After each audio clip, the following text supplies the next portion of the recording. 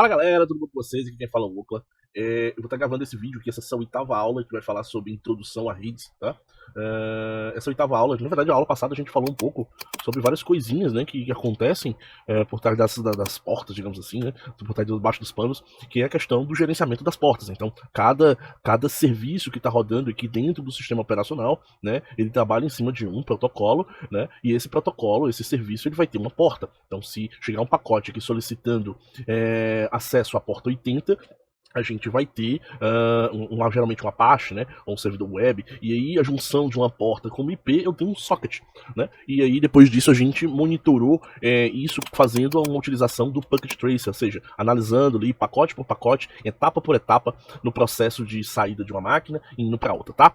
Hoje a gente vai estar falando um pouco do que eu considero talvez o assunto mais importante quando você vai entender sobre redes, que é os modelos, né, os modelos de aplicação, ou seja, os modelos de padronização, né, que existiram e foram criados, e alguns foram criados apenas do modelo teórico, e outros estão sendo utilizados até hoje, que é o caso do TCP/IP, tá? Então, o que seria esses modelos?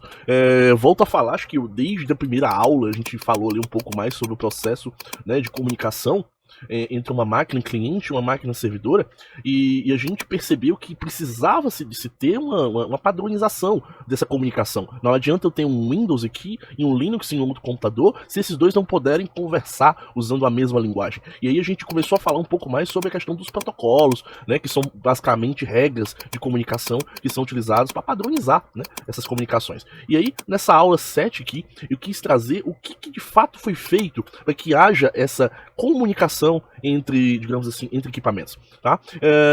Nos primórdios da internet foi desenhado talvez o modelo mais teórico possível, que é o modelo OSI, onde ele basicamente vai ter 7 camadas. Esse modelo, pessoal, a gente só usa de forma teórica, tá? Não vou estar explicando muito aqui sobre a questão da utilização dele, até porque na prática a gente vai estar vendo o modelo TCP/IP, que foi o que vingou. Então vocês já devem ter ouvido falar desse lance, o que é o modelo, o que é TCP/IP. Você já sabe que é IP, mas você não sabia até o momento o que é o TCP. Eu até já tinha falado algumas vezes aqui, mas ainda não tinha explicado sobre o que era esse TCP.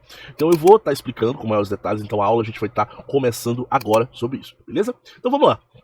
Eu tenho aqui, inicialmente, o modelo OSI, onde esse modelo OSI é uma das perguntas que geralmente cai muito em concurso e tudo mais, e quais são as 7 camadas do modelo OSI, tá? A primeira delas, pessoal, é a camada de aplicação, né? A camada de aplicação, como o próprio nome já diz, é uma camada que geralmente está o software. Você tem ali, até eu coloquei aqui do lado direito, né, que aqui no modelo TCP, a camada de aplicação aqui do modelo TCP englobou tanto a presentation como a sessão, ou seja, a camada de aplicação, apresentação e sessão foram englobadas, né, juntas numa camada só do modelo TCP. Por quê? Porque basicamente, pessoal, elas fazem um processo de, como é que eu posso dizer? De preparação. A aplicação aqui em cima, que ele comenta no modelo OSI, é basicamente o serviço que vai estar rodando lá. Então vamos supor que você tem um servidor Apache lá. Então a aplicação propriamente dita é o Apache. A apresentação vai preparar os dados para que no processo de comunicação entre um dispositivo e outro, gere essa padronização. Só para você entender melhor, pessoal. O modelo OSI ele funciona como um processo de encapsulamento. Então, a cada etapa aqui, ele vai adicionando uma informação e, no fim, eu vou ter um ou mais pacotes. Esses pacotes é que vão ser enviados pela internet, pela rede. Então, não sei se vocês lembram lá no exercício passado, a gente viu que cada camadinha lá trazia uma informação. Então é basicamente a mesma coisa. Então quando você faz uma solicitação HTTP, certo? Ou seja, aquela solicitação HTTP é de uma aplicação, dentro dela vão ter informações ou seja, vai ter a camada de presentation, que é a apresentação, que vai preparar os dados para serem enviados nas próximas camadas. E a camada de sessão, como o próprio nome já diz, é uma camada que faz uma espécie de conexão entre na verdade, uma camada de sessão é uma camada que faz uma espécie de ligação entre a aplicação de origem e a aplicação e o usuário de destino, certo? Então, se eu tenho um serviço lá, Apache, um site, em que eu tenho a necessidade de ficar logado constantemente através de um determinado tempo, por exemplo, com uma aplicação bancária, é aí que vai entrar a camada de sessão. A camada de sessão vai manter essa sessão aberta entre os dois computadores e eles precisam que isso aqui sinalize para as outras camadas que essa sessão vai ficar tempo aberta por determinado período ou por um período específico, tá? Então, resumidamente, Esses três caras fazem uma coisa só, que é o que a aplicação precisa para ela funcionar, beleza? Logo em seguida, eu tenho a camada de transporte. Pessoal, na camada de transporte, eu tenho dois protocolos que são usados. O protocolo TCP e o protocolo UDP. O protocolo TCP, pessoal, ele garante que o dado que saiu na origem, ou seja, no computador de origem, vai ser o mesmo que vai chegar no destino. Então ele tem um processo de verificação de integridade de dados. Já pensou? Você vai fazer um download de um arquivo, de um vídeo ou qualquer coisa desse tipo, na hora que você fez esse download para sua máquina, o arquivo chega corrompido, aí você tem que baixar de novo, até que o arquivo fique íntegro. Então, para evitar que esse tipo de coisa aconteça, o TCP, ele deve ser utilizado, claro, obviamente, e ele tem um sistema, a gente vai ver mais detalhes quando a gente vai falando aqui da camada de transporte, de ambos os dois, tá? Existe um método de checksum, né? O que é um checksum? É uma validação de todos os pacotes que saíram e chegaram, certo? Então sai um pacote, lá no destino ele faz a validação. Esse pacote está íntegro? Está íntegro. Então eu vou aceitar ele. Caso contrário, eu vou esperar, vou devolver uma resposta dizendo, olha, esse pacote aqui chegou com problema, manda de novo, tá? Então eu tenho todo esse processo, tá? De finalização. E o UDP, pessoal, ele é utilizado quando eu não preciso dessa validação. Um dos métodos muito comuns utilizados aí na internet são vídeos, né? Então vídeos de streaming. Então, se eu perder um pedaço ali daquele... Eu tô mandando pacotes, né? E se eu perder um pedaço, ou seja, um pacote daquela sequência de pacotes que eu tô mandando, que vamos supor que são 50, eu perder um, eu não preciso mandar de novo aquele que se perdeu. Eu consigo ver a imagem com a falha, vai dar uma pequena falha na imagem, mas você não vai se sentir afetado por causa daquilo, né? Você não vai voltar o vídeo, porque faltou um pedacinho da imagem aqui. Não, você vai continuar assistindo, tá? Você já acha que isso é normal, exatamente por quê? Porque ele está utilizando uma tecnologia UDP. Então, só para ficar claro, o TCP ele é mais seguro, porque existe uma checagem de dados, ou seja, ele é mais confiável, em questão, parando para pensar. Não, seguro, pessoal, o seguro acho que eu até estou usando o termo errado. Ele é mais confiável e íntegro, tá? Por quê? Confiável, porque eu vou sempre ter uma validação. E íntegro, porque ele vai sempre chegar o dado correto lá no destino, tá?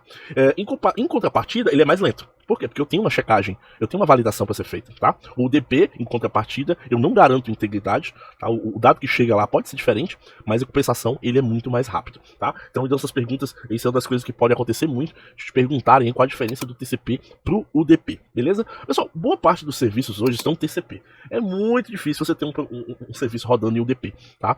Salve por essas exceções que eu dei agora, tá? Mas é mais comum você encontrar algo em TCP. Seguindo aqui, a nossa quinta camada, a gente tem a camada de network, que foi renomeada para internet, tá? Então aqui, pessoal, é nessa camada que é adicionada o IP de origem e o IP de destino, tá? Então, nesse momento aí, se eu tiver como destino um IP de internet, ele automaticamente adiciona também um cabeçalho para que aquele pacote ele seja encaminhado para o gateway, mas, digamos assim, o gateway que vai resolver encaminhar aquele pacote para a internet. Então, na sua máquina, vocês viram nas aulas passadas que a gente tem um gateway, né? E aqui esse gateway ele é acionado quando a rede local, quando o destino é diferente da faixa da rede local. Então isso acontece sempre, tá? Então sempre que esse pacote for destinado a uma faixa diferente da rede local, ele vai adicionar esse complemento aqui na parte da internet para direcionar ele para o equipamento roteador, tá? Então ele vai ter, eu posso trabalhar ele com a versão IPv4, como também eu posso falar da versão IPv6. Pessoal, eu não comentei sobre a versão IPv6, mesmo que isso hoje vocês possam pegar alguns casos que vai ter IPv6, porque é uma coisa tipo um pouco ainda distante, sabe? Hoje você basicamente não utiliza muito IPv4, tá? O IPv6 foi uma solução que foi criada de forma resumida para resolver os problemas que o IPv4 tinha, né? Há um tempo atrás foi feito o NAT, para meio que uma gambiarra, foi reescrito praticamente o IPv4, foi reescrito para se adaptar melhor às necessidades, só que esse ajuste que foi feito há 10 anos, atualmente, ali em 2000 e 2000 e pouco, já se via a preocupação de se ter um protocolo mais moderno, um protocolo em que não tivesse essa limitação pelos próximos 20, 30 anos. Então tivesse a capacidade de ter conectado dentro dele inúmeros dispositivos, e cada dispositivo, pessoal, vai ter, teoricamente, um IP público. É um negócio assim muito assombroso. Já pensou, cada dispositivo da sua rede, independente se vai ter rede interna ou externa, você vai ter ali o seu processo, o seu dispositivo conectado diretamente à internet, podendo recebendo, abrindo portas e tudo mais. Enfim, a ideia, claro, conceitual é essa, mas eu acredito que daqui para o futuro a gente vai continuar utilizando IPv4 apenas em redes internas, e o IPv6 vai estar sendo distribuído ali no seu equipamento de borda, ou seja, nesse equipamento aqui, pessoal, que a gente já falou várias e várias vezes. Então aqui dentro a gente vai continuar trabalhando com esse número de 4 octetos, e aqui você vai estar recebendo um número mais ou menos assim, ó. É um número bem gigante, pessoal, certo? É um negócio meio assim, sabe, que é até meio que difícil de decorar. Eu tava até dando uma olhada aqui, eu tava fazendo as brincadeirinhas aqui do CTF da Alquimia, que a gente vai fazer mais ou menos em agosto, né? E aqui, ó, que é um IPv6, ó. É lindo, né? Olha o tamanho da criança, tá? Então, vocês já coloquem na cabeça que existe uma solução para escassez do IPv4. O IPv6, pessoal, nativamente não usa NAT, porque não faz sentido, já que eu tenho bilhões de combinações aqui agora. Então você vê até pela questão do tamanho. Aqui os valores são hexadecimais, ou seja, tem mais valores, e aqui são decimais, tá? Então esse aqui, pessoal, é gigante, gigante, gigante, gigante, gigante total, tá? Então, se você, caso pegue um número assim, né, de 4 em 4, separado por 2 pontos, e que tenha letras de A a F em números, né, que é exatamente o sistema hexadecimal, não se assuste que esse aqui é possivelmente um IPv6, beleza? Vamos lá, continuando então. Logo em seguida vem a camada de data link, né, ou também chamada de camada de enlace, tá? Então tem o data link, que é chamado aqui no modelo OSI, e camada de enlace aqui no modelo TCP, tá? Aqui ele vai adicionar o MAC address, certo? Tanto de origem quanto o MAC address de destino, tá? Quando o dispositivo ele vai para a internet, tá? Ele vai colocar o MAC address de destino do dispositivo roteador. A gente vai ver um pouquinho disso aí também. Quando é na rede local, ele vai colocar o MAC address do dispositivo da rede local, porque teoricamente ele já conhece e tudo mais. Ele já rodou um ARP, né? Um ARP, a gente vai falar um pouco sobre ARP, porque são muitos protocolos, pessoal. Mas a gente vai falar um pouco sobre ARP, que é praticamente um protocolo que é utilizado na rede local, para que eu possa reconhecer qual é o MAC address e o IP desses dispositivos que estão junto de mim ali, sabe? É meio que uma socialização dos dispositivos conectados. Então, se você até for curioso e der um comando arp-a aqui, ó, vocês vão ver algumas coisinhas interessantes aqui, ó. Ó, eu tenho a rede, ó, minha rede aqui é o 92681530. Esse aqui, ó, tem alguns dispositivos, ó. 15.1, MAC address do meu roteador é esse, ó. Aí tem o 15.225, que aqui é o broadcast. Aí vai ter uns outros aqui, deixa eu ver aqui se eu acho. Ó, tem um 223. Então, ele vai arrumando aqui de acordo com que ele vai reconhecendo algumas coisas, tá? Na minha rede 15 aqui, os únicos que eles acharam foi esses aqui. Então, vão ter essas informações vão ser tabeladas, e aí se a minha máquina já reconhecer aquele dispositivo que eu vou mandar, ele já manda com o destino do MAC lá. Caso contrário, ele faz um ARP, ele manda a sua estação ARP para a rede para reconhecer qual é o MAC daquele dispositivo, para poder ele montar esse pacote. Então, resumidamente, é isso, tá? Então, continuando aqui. Então ele vai adicionar o Network Interface, e aqui, pessoal, onde é a camada física, certo? É onde ele vai fazer a conversão. Ele vai pegar tudo isso aqui, que está escrito geralmente em hexadecimal, né? E vai converter isso para binário. Ou seja, de acordo com a tecnologia que eu usar aqui, eu vou pegar esse binário e converter ou em sinal elétrico, que é o que a gente já tinha falado. Se a gente for utilizar cabo para cansado, ele vai converter em sinal elétrico. Então eu vou ter tensões ali, 5 volts, 3 volts, tal, que vai ser 5 volts, 1 bit 1, 3 volts, bit 0. Então eu vou mandando essas informações de acordo com o que vai acontecendo, tá? Eu posso também mandar sinal de luz, que no caso é de fibra ótica. Então eu mando sinal, não mando sinal. Se eu mando sinal é 1, se eu não mando sinal é 0. Então eu vou mandando informações com esses pulsos de luz, tá? E eu posso também transformar isso em onda de rádio, que é através do Wi-Fi, né? Eu posso mandar essas informações através dessas ondas de rádio, como é que o pessoal chama?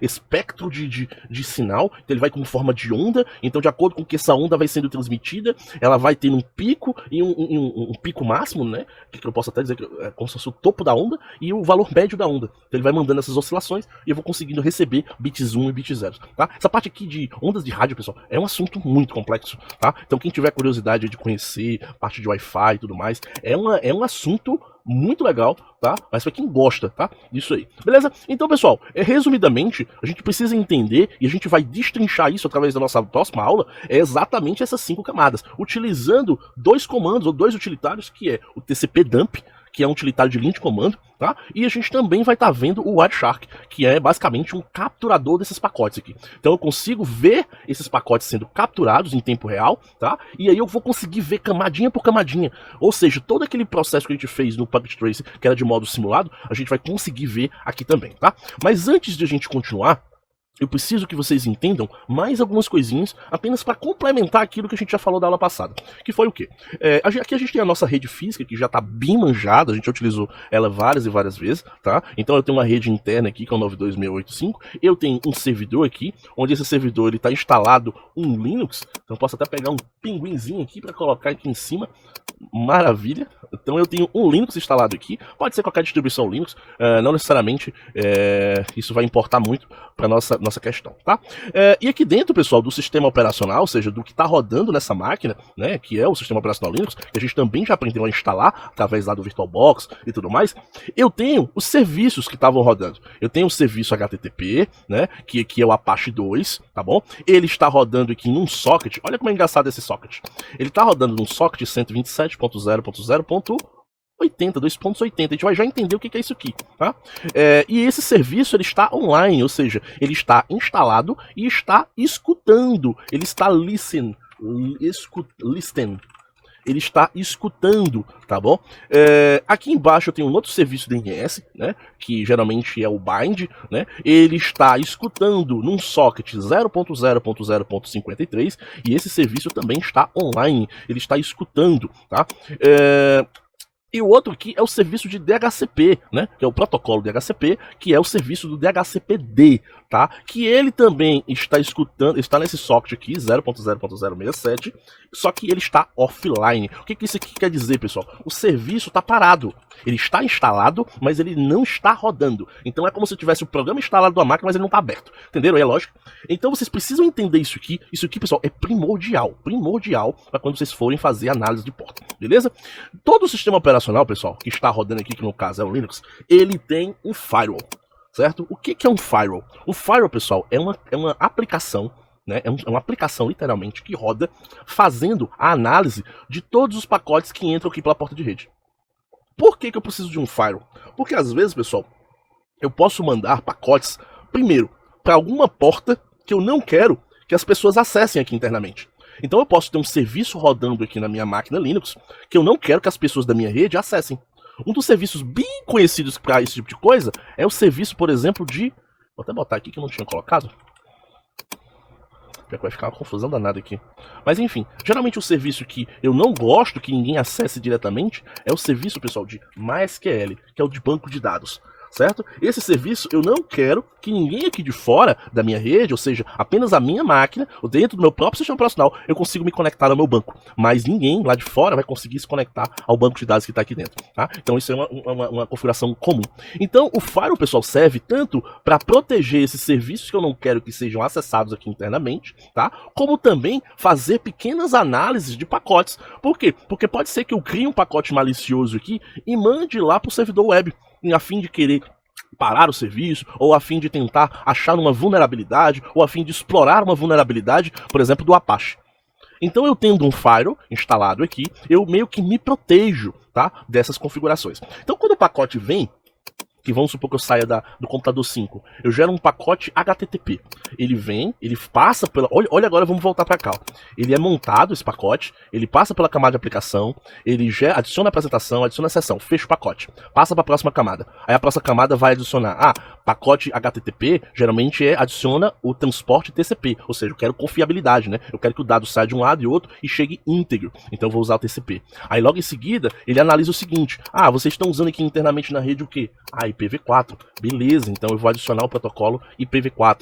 Logo em seguida ele vai na outra camada, ele termina essa camada, passa para a próxima. Agora vocês vão adicionar o que? Eu quero adicionar a Network Interface, que é o MAC. Então ele vai adicionar o MAC de origem e o MAC de destino. Se ele não tiver o MAC de destino, ele vai mandar um pacote ARP para a rede perguntando qual é o MAC de destino desse cara. E aí assim alguém vai responder e ele vai colocar esse MAC de destino no pacote. Logo em seguida ele vai ver qual é a placa de rede aqui que está sendo utilizada. Se for cabo UTP, como a gente já sabe que é, que a nossa ligaçãozinha é um cabo par trançado, ele vai converter em sinal elétrico. Então o switch aqui, ele vai analisar esse pacote até certa camada, então ele geralmente só desemboca, né, só essas duas camadas aqui, ó. Lembra lá quando a gente viu na aula passada o Packet Trace, ele só abria 2 camadas? Por quê? Porque ele apenas converte os binários de novo para uma informação legível e ele lê o MAC. Ah, esse MAC aqui é do cara que tá ligado aqui. Então ele manda para cá. Ele já conhece o switch, pessoal. Ele trabalha com MACs. Então, todo mundo que ele se comunica, ou seja, que eu ligo numa portinha dele aqui, ele faz uma prévia comunicação pra dizer, beleza, cara, quem é tu? Ah, eu sou o cara tal. Qual é teu Mac? Ah, o teu Mac é tal, beleza. Então, quando alguém vier perguntar por ti aqui, que for o Mac tal, eu vou direcionar por essa porta, que é essa porta que tá o teu cabo, beleza? Beleza. Pronto. Então, quando ele chega bem aqui, ele já sabe que o Mac, ele já sabe o Mac do meu servidor. Então ele já pega esse pacote e já direciona pela porta que está ligada a esse cabo. Então ele novamente converte isso em pulso elétrico, manda para o servidor, e o servidor, por sua vez, agora vai desempacotar. Então ele chega e faz o processo inverso agora. Ele pega aqui o hardware, opa, desempacota. Aí a placa de rede aqui, digamos assim, o sistema operacional que começa a ser trabalhado aqui, ele analisa, esse pacote é para mim? Ah, é para mim. Legal, então eu vou continuar desempacotando. Ah, esse IP é para mim? É o meu? É o meu. Ah, legal. E como é que eu vou trabalhar com esse cara? Eu vou trabalhar com ele na camada de transporte, ou seja, TCP. Ah, beleza, então eu vou... Depois a gente até falar um pouco mais sobre o método de conexão aqui do TCP, viu, pessoal? Que tem um apertozinho de mão aqui e tal. Enfim, a gente vai falar um pouco mais detalhes disso aí na próxima aula, tá? E aí, por fim, ele vai ler o que o conteúdo lá da aplicação pediu. Que no caso, como saiu do navegador, aqui é uma solicitação web, saiu do navegador. Então a solicitação veio do navegador pro servidor web, ou seja, ele vai ler isso aqui, ver que é um protocolo HTTP e vai tentar trabalhar com essa solicitação. Ele vai responder, aí ele responde fazendo o processo inverso de novo. Só que agora com os dados de destino da máquina, beleza? Só que, vamos voltar para cá de novo. Se eu saio com essa solicitação 80 em destino ao servidor, para proteger essa máquina, eu falei que todo servidor tem um firewall. Então a primeira coisa, antes de chegar no serviço HTTP, é passar pelo firewall.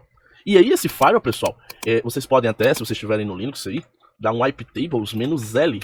É o meu que não... Ah, porque eu tô no PowerShell, né? Pera aí. Sudo iptables -L.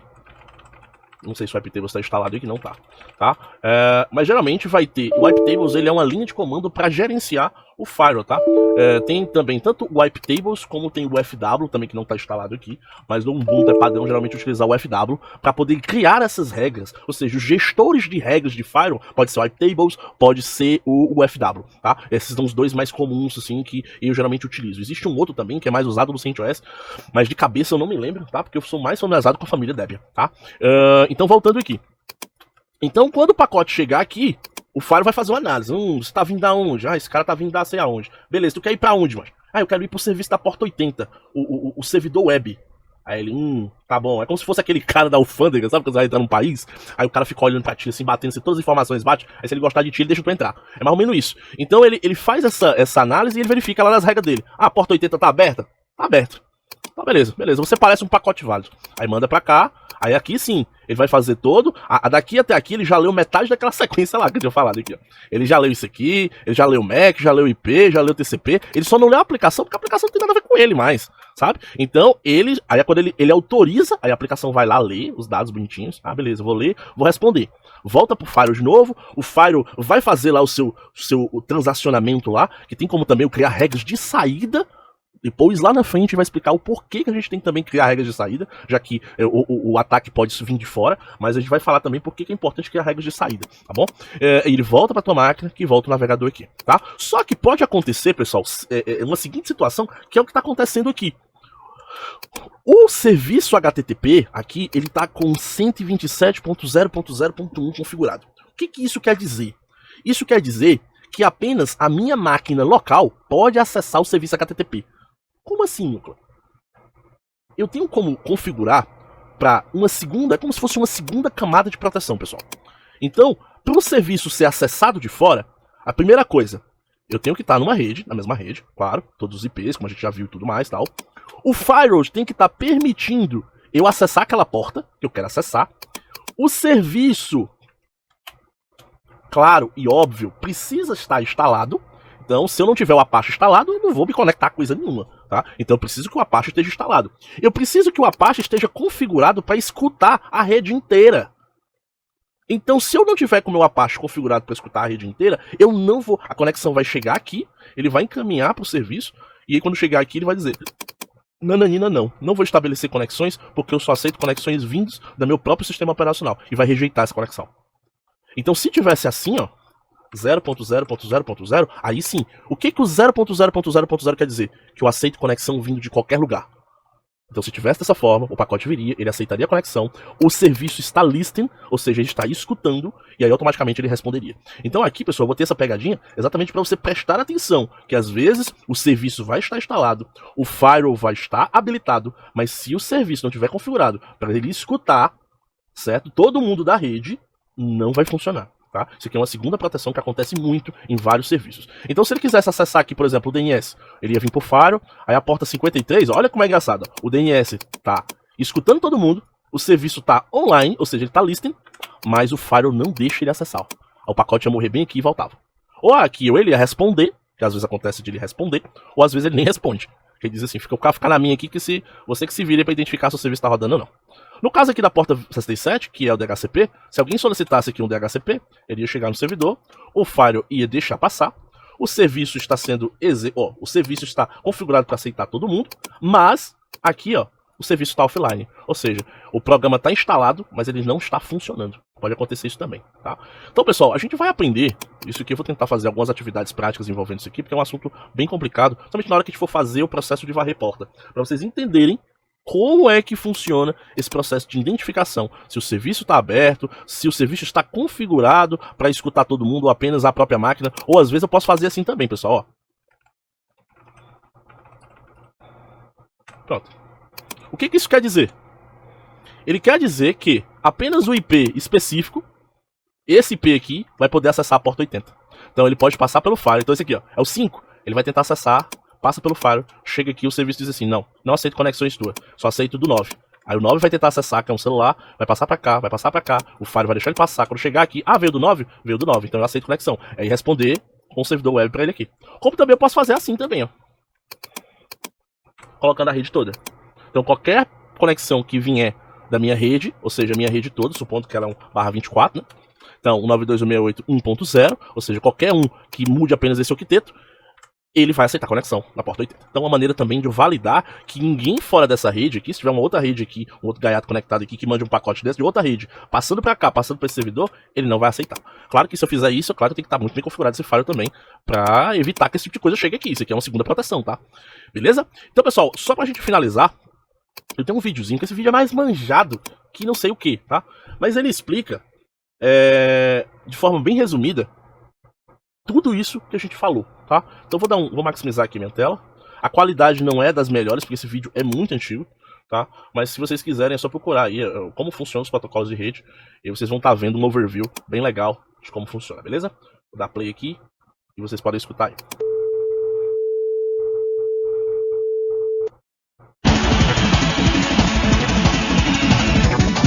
Guerreiros da Informação.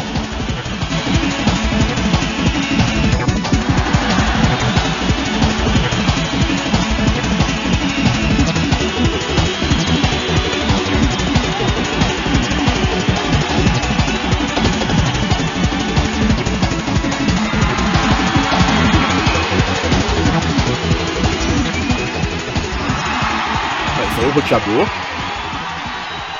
Isso aí são os pacotes, ó, são o ping da morte, passando os pacotes anteriores. Isso ele chamou de router switch, pessoal, mas eu acredito que ele seja um roteador com load balancer. Pela primeira vez na história, máquinas e pessoas estão trabalhando juntas, realizando um sonho.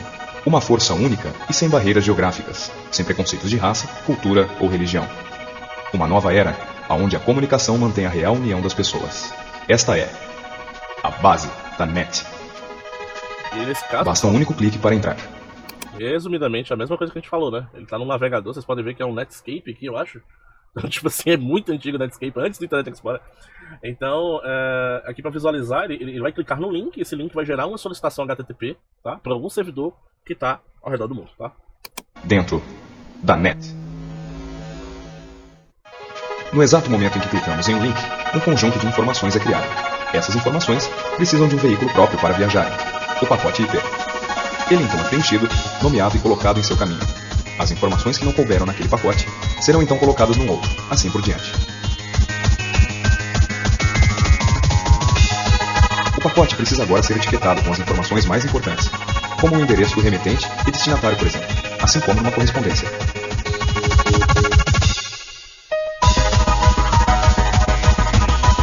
Particularmente, no caso deste pacote enviado através da internet, ele terá uma segunda etiqueta com funções especiais destinadas ao servidor proxy, que veremos mais tarde.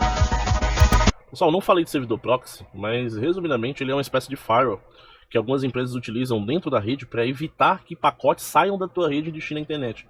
Então eu consigo, é como se fosse, literalmente, como o firewall ele é mais abrangente, o proxy ele é mais usado no sentido desse tipo de restrição. Eu quero restringir que ele não acesse determinados sites maliciosos. Então eu posso configurar dentro da minha rede uma rede proxy, tá? Nesse caso ele é como se fosse aquele gateway que eu tinha comentado para vocês. O pacote, então, é enviado para a LAN, a área local de trabalho. Nesta área, estão conectados todos os roteadores e computadores locais para a troca de informações via cabo.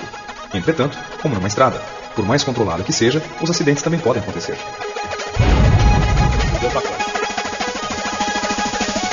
Por essa estrada, a todo momento trafegam os mais diferentes tipos de veículos, como pacotes da Novell, pacotes IP ou pacotes da Apple, por exemplo. É realmente um tráfego muito intenso. E então o roteador local identifica os pacotes com sua etiqueta e literalmente lê as informações que serão necessárias para tirá-lo da área local de trabalho. O roteador, um símbolo de controle deste mundo digital. Ele é sistemático, implacável, mecânico e muito ocupado. É fácil de ver o porquê.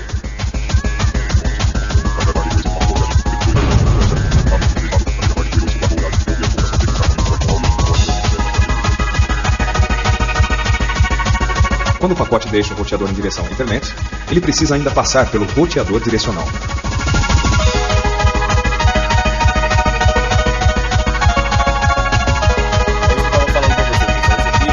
Que a gente está chamando de roteador direcional. Isso aqui é um equipamento que pode estar até dentro daquele roteador principal lá, em que do lado esquerdo eu tenho um link de internet, que pode ser vivo, e do lado direito eu posso ter um outro link de internet, que pode ser uma Claro da vida. E ele vai distribuindo essa carga, ou seja, alguns pacotes podem sair por um link do lado esquerdo, e alguns pacotes podem sair do link pelo lado direito, aumentando a capacidade de utilização da rede. Então eu posso ter dois links de internet, então teoricamente eu posso dobrar a capacidade de envio e recebimento, ou seja, se eu estou enviando, eu estou fazendo um upload, se eu estou baixando alguma coisa, eu estou fazendo um download. Então eu posso dobrar, teoricamente, claro, essa capacidade, mas não é assim que acontece na vida real, tá? Vendo mais de perto, o roteador direcional seleciona os pacotes que serão enviados com maior urgência para a faixa da direita ou a faixa mais rápida da estrada.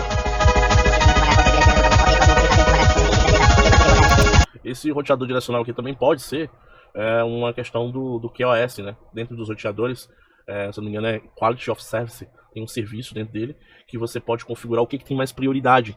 Então, se você quer priorizar, por exemplo, que os downloads via torrent tenham menos prioridade do que chamadas de voz, ou seja, quando você estiver lá na sua chamada num Teams da vida ou no Google Meet, tenha mais prioridade do que um download via torrent, você consegue fazer isso também. Pode ser a causa desse equipamento, tá, pessoal? Como eu falei, eu não sei exatamente o que é esse equipamento aqui, que ele chama de roteador switch, mas eu acredito que ou é um load balance, como eu falei, ou é esse quality of service.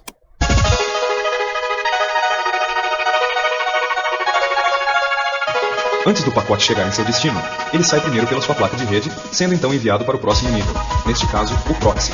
O proxy é utilizado por... Isso aqui tudo, isso aqui é como se fosse já o modem, né? Que equipamento lá que está conectado à internet, então ele está selecionando os pacotes que estão chegando e está colocando nessa esteira aqui em destino, literalmente como se fosse já o... Ele vai até falar que aqui é o proxy, né? Que ele vai fazer essa análise dos pacotes, que se for o proxy está dentro de um servidor antes ainda do modem, mas aqui já entendo que isso aqui é já uma etapa para ir para a internet. Algumas empresas para saber o que está sendo acessado através da internet pelos seus funcionários. É uma forma de segurança também.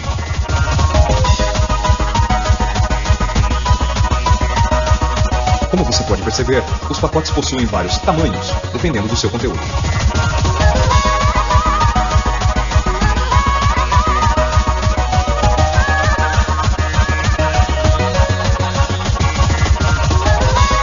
Como consequência, o proxy abre o pacote e lê todo o seu conteúdo, e dependendo do que encontra, o envia adiante. Nesse caso, o cara está acessando o www.business.com. Esse pacote, essa solicitação HTTP, ela é aprovada, então ele vai passar. Ele tira a etiquetinha, vai-se embora. Já o outro, Constantemente, o proxy encontra endereços não autorizados no conteúdo do pacote. E então, este pacote é sumariamente destruído. Mas isso não é tudo.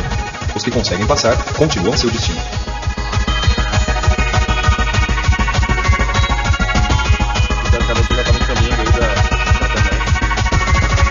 Próxima parada, o Firewall.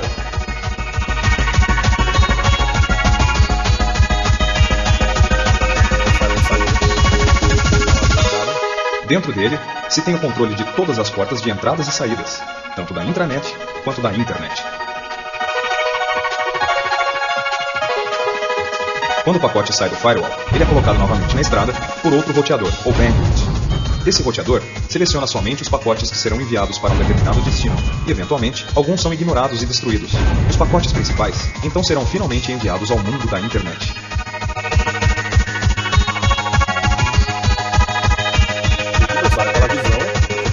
Vocês, ó. Acho que a internet ela é um emaranhado de cabos e cada ponto desse aqui é um roteador fazendo direcionamento. Então pode ser que a sua solicitação venha para cá, chegue nesse ponto, aí venha para cá, depois chegue para cá, depois venha para cá e o servidor tá bem aqui. E aí o outro pacote ele não vai tomar a mesma decisão não, ele às vezes ele vai para cá, que vem para cá, é como se fosse uma corrida para quem chega primeiro no mesmo local. Tá? Então, ou às vezes esse cabo aqui ele morre, aí vem os pacotes seguindo essa estrada aqui, ele vai para cá, depois vai para cá. E aí existem, claro, alguns protocolos, né, que fazem essa gestão do que vai para um canto, vai para outro, tá? Que a gente não falou, mas acho que eu acredito que não vou falar, não, porque são protocolos já de internet, então faz todo sentido a gente entender sobre isso, tá bom? Um mundo interconectado de estações de trabalho, que aqui, os roteadores e switches estabelecem ligações entre as estações. Não existe nenhuma proteção. É um plano de espaço, um plano de oportunidades, um plano de milhões de coisas trafegando, aguardando a seu destino. Como uma correspondência dentro de um avião.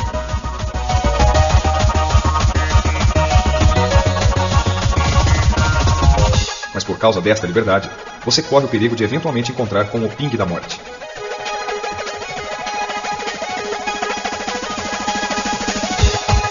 Normalmente, esses pings trafegam na direção contrária, comportando-se como uma informação anormal, trafegando pela web.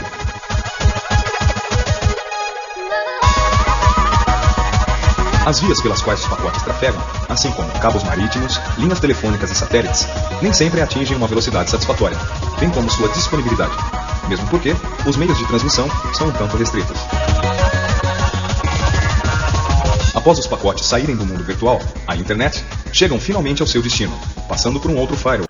Esse aqui, pessoal, já é o firewall de destino, né? Já é a máquina física lá, né? Que vai encontrar o servidor web aberto, né? Teoricamente. Dependendo da perspectiva que você vê, o firewall pode ser um grande aliado ou um grande muro, onde suas informações poderão jamais passar. O firewall... Aí eu tenho aqui ao lado esquerdo, ó, o FTP, 25 aqui é e-mail, 23, se eu não me engano, é Telnet, 53 DNS e 80 HTTP. Então o pacote chega, ele analisa, se a porta estiver fechada, é basicamente o pacote destruído. Se estiver aberta, que no caso só está aberta 25 a 80, é as que vão entrar os pacotes em destino ao servidor. Foi projetado para permitir o acesso, somente que respeitarem os critérios do administrador de sistema.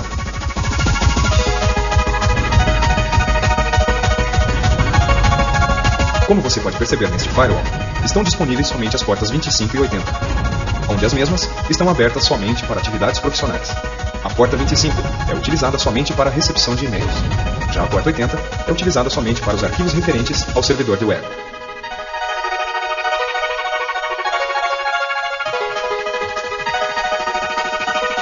Dentro desta firewall, os pacotes passam um a um, sendo minuciosamente checados, e quaisquer pacotes não autorizados para a entrada também serão destruídos, como o ping, por exemplo.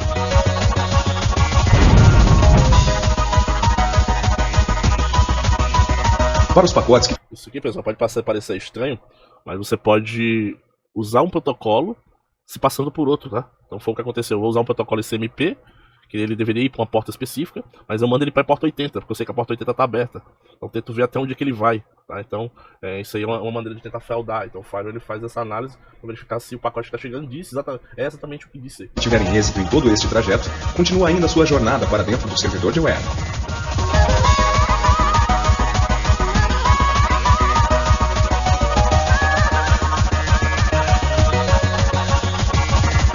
Hoje em dia, os servidores de web podem facilmente conter uma enorme variedade de informação, desde um mainframe até o conteúdo de uma câmera digital, ou mesmo o computador que está em sua mesa. Com uma procura correta, você pode encontrar desde uma pequena receita de frango até todos os produtos de um shopping, por exemplo. Isto é a base da net. Um a um, os pacotes são recebidos, abertos e descompactados.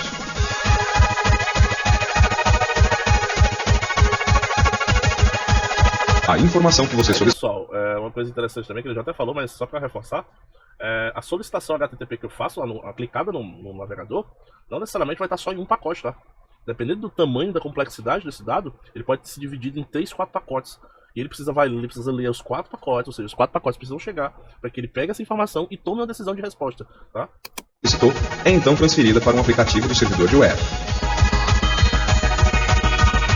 Os pacotes esvaziados são recicláveis, prontos para serem usados novamente. Enchidos com a informação que você solicita, etiquetados e mandados de volta para você. Voltando através do firewall, roteadores e todos os caminhos da internet. Através do seu firewall.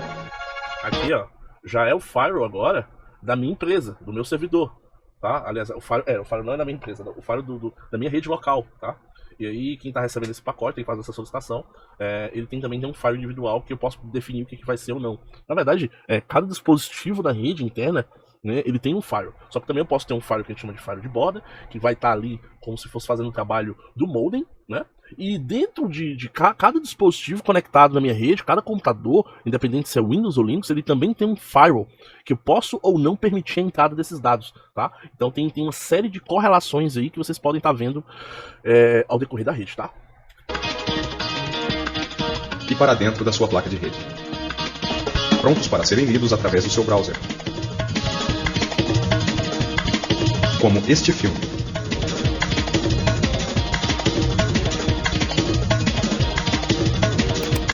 Então, pessoal, é isso, tá?